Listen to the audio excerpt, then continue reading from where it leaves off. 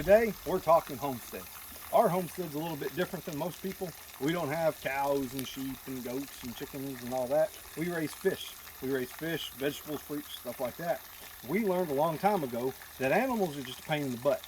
You can't go on vacation. They're always wanting something. They need something. They don't have babies unless it's 20 below and it's freezing outside. And if you take a bucket of water and throw it out a fence, most of them can get through that same hole that that bucket of water could go through. So we just decided fish was what we were going to do.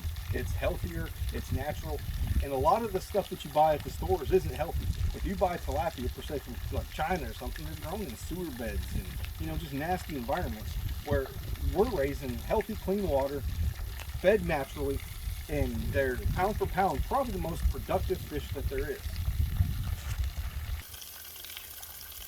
It's going to be a little bit hard to see, but you can see all of our bass lining up trying to eat some of the baby tilapia that we have. They produce some of the greatest forage fish that there are.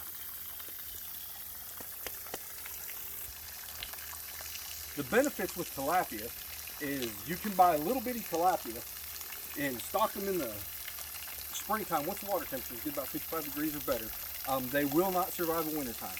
So you have to stock them in the winter and you try to pull them out before fall comes. But you can get a little tilapia that's about this long and stock them, and in one season, we just caught this one. We're out here catching some fish today to put in the freezer.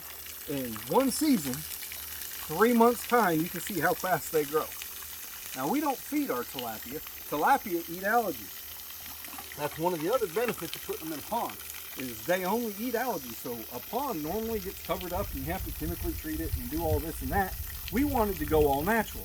So we put tilapia. Originally our plan was for algae control, but the more research we did, they are an unbelievable food source. Pound for pound, there's no money in that fish other than the initial investment of buying one. They feed off of the algae and the weeds and stuff in the pond. Not only that, like the video we showed with all the babies, every 28 days each female tilapia will make between 200 to 1,000 babies. In 28 days, those babies can start having babies. So in a perfect environment with no other problems or predation, you can take 100 pounds of tilapia, turn it into 700 pounds of meat on the table. Now, we won't end up with that much because we're using them for forage fish. And once we started putting them out here, we didn't have to feed our fish. Now we do, we feed our fish when we're out here because we want to, but we don't have to. They're fed by all the baby tilapia.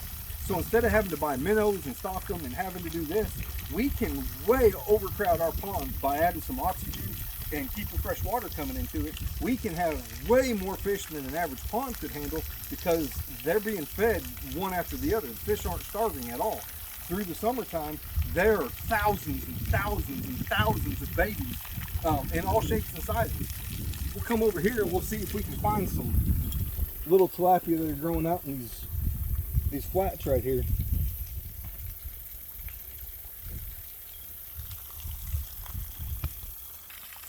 You can see the little school of them right there. Them are also babies. That's about the size we started with when we started this spring.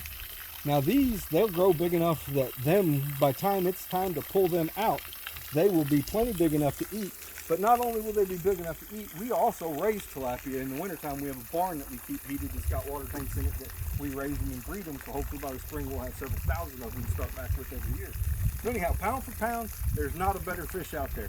The good they do for your pond of eating the vegetation, keeping it clean. Now you may have to put some fake structures in your pond to make sure there is some fish habitat if you overstock them and don't thin them out, because they will eat everything down. But pound for pound, there's not a better meat source, not a healthier meat source. All they're eating is vegetation. It reduces the amount of chemicals you have to put into a pond.